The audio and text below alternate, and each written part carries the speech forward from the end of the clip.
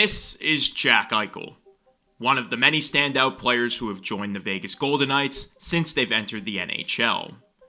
By now, it's no secret that Vegas has become one of the league's top destinations, something that was showcased yet again this offseason with the acquisition of Mitch Marner.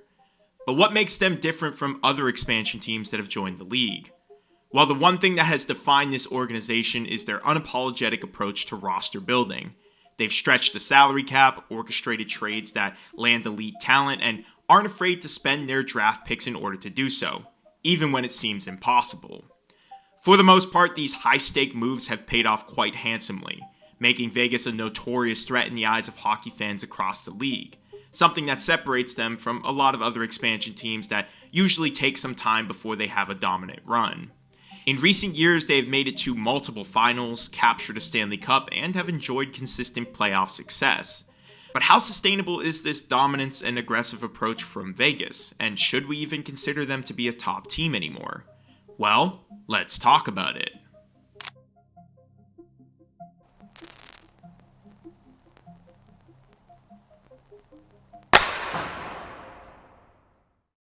What's up, guys? Welcome back to the channel. Today I am breaking down and previewing the upcoming season for the Vegas Golden Knights.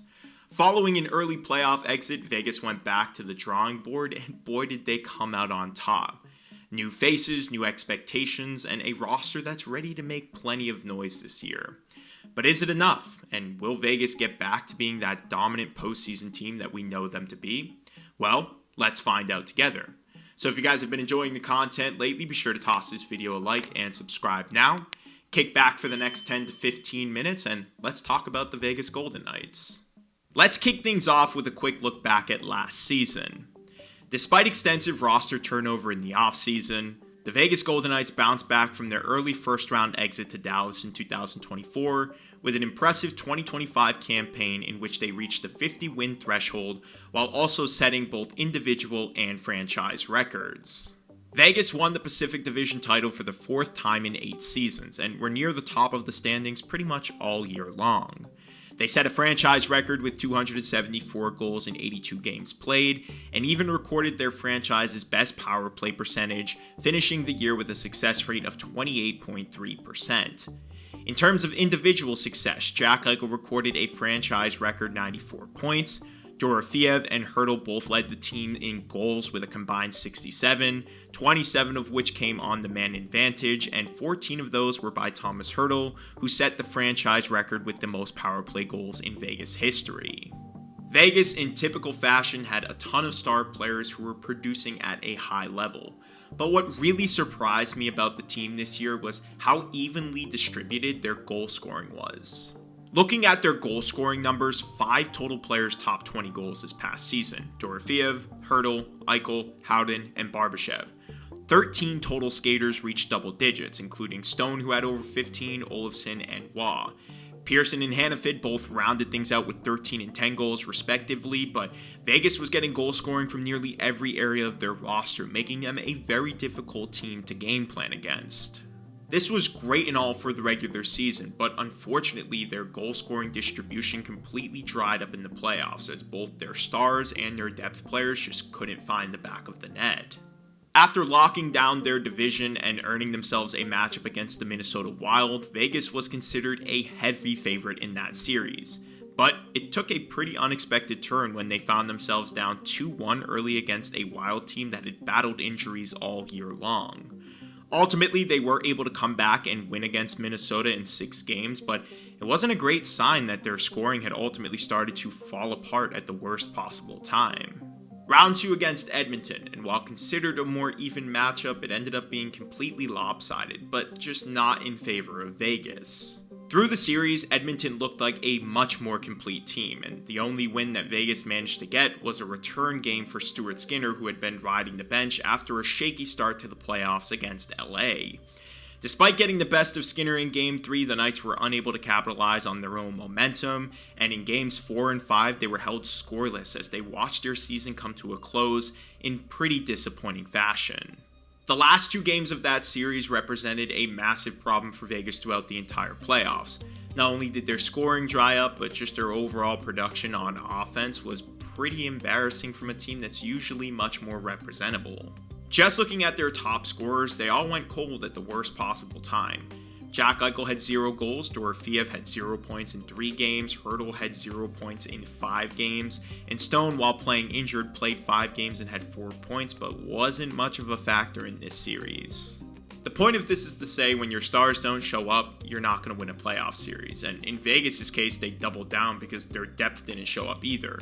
Meanwhile, Edmonton was the complete opposite. They had their stars producing and their depth and just completely outclassed Vegas. It was truly an uninspiring story from a team that's usually much more consistent in the postseason. So where does Vegas go from here? Well, the offseason they had some ups and some downs, but in the end it's the same old story for Vegas. They always land a big player.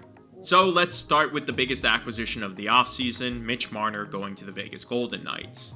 Coming off a career-high 102-point season, Marner heads to Vegas in a sign-and-trade deal with Toronto, sending Nick Waugh back in the deal, while inking Marner to a new contract, 8 years, $96 million total, $12 million per season. Marner finished 5th in the NHL in scoring last year and will fill the top-line winger void that Vegas desperately needed. To add to this, he is also an elite two-way forward, and pairing him with Jack Eichel will make the two a deadly combo to go against on both sides of the ice. Dorofeev is about to have a monster goal-scoring year with these two dishing him the puck. I mean, how could you not? Either that, or Mitch Marner or Jack Eichel are going to see their goal-scoring production skyrocket compared to the past. Now, here comes the bad news. Reports early in the offseason revealed that Alex Pietrangelo will miss the entire upcoming season, taking away the Golden Knights' top defenseman with no replacement lined up. Pietrangelo is going to miss some time while dealing with a physical injury that, according to doctors, he wouldn't be able to recover from if he continued skating in the NHL. So of course, we're all wishing him nothing but the best, and we all want to see him back on the ice again soon, but in terms of Vegas and their upcoming season, this is a massive loss for the team. Vegas didn't find any sort of replacement for Alex Pietrangelo, and outside of the Marner move, they only made 2 other small ones, acquiring Colton Sissons and Jeremy Lauzon, and also bringing back Riley Smith on a 1-year contract. So with this past year and the offseason recap, just how good will the Vegas Golden Knights be this year? Will they be better, worse, or about the same? Well, as I highlighted, the Knights were pretty awesome during the regular season last year, and with Mitch Marner being added and being that quote-unquote amazing regular season player, it wouldn't surprise me at all if they put up similar numbers and won the Pacific Division title again. But that wasn't the problem they needed to address. The troubles for Vegas, and more specifically their offense, began when the playoffs started. And I hate to be that guy, but it's not exactly like Mitch Marner is this excellent playoff performer. Through the regular season last year, the Golden Knights averaged 3.34 goals for per game. In the postseason, they went all the way down to 2.54. And Mitch Marner is not going to fix this issue if you look at his past resume in the postseason. He's played in over 70 games and only has 13 goals to show for it. Granted, that was with Toronto, and maybe things will change now that he's with Vegas, but to invest $96 million in a player trying to fix that big playoff need that you had and have those two things not line up is kind of a troublesome thing for Vegas. Now, pressure can distract you from playing your best hockey, and Marner has mentioned feeling as though a weight has been lifted since joining Vegas, suggesting that the pressure he faced in Toronto may now be easing thanks to the new media environment, the atmosphere, and how much healthier it is not only for him but his family as well. With this change, Marner has the opportunity to reach new heights and get a fresh start, much like Jack Eichel did after he made the move from Buffalo to Vegas. Speaking of Jack Eichel, I think this is easily going to be one of the biggest storylines for Vegas going into the year, his contract extension and how adding a potential top playmaker in the league could put him on track for an MVP level season.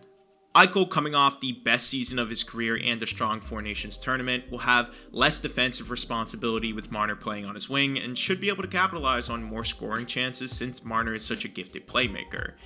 Add on to that he hasn't gotten a contract extension with Vegas this year, and typically players put up some crazy numbers when they're looking for that new deal, so keep an eye on him. Overall, offense really shouldn't be an issue for Vegas this year, and I think that this past postseason was just one bad year. However, the two biggest storylines for the year is how will Mitch Marner play in the playoffs and what will Jack Eichel do this year when he's looking for that new contract in Vegas. So to summarize, Vegas was a great hockey team last year and they're going to be great again this year. Will they be able to repeat as division champs and be a favorite to come out of the West? Well, that's something I'm going to leave up to you guys. So let me know what you think about all of that in the comments below. Thank you guys so much for watching this video. If you enjoyed the content today, be sure to toss it a thumbs up and subscribe now. I also have a few other pieces of content for you to check out here on the screen as well. Again, thank you guys so much for watching the video today. I will see you in the next upload.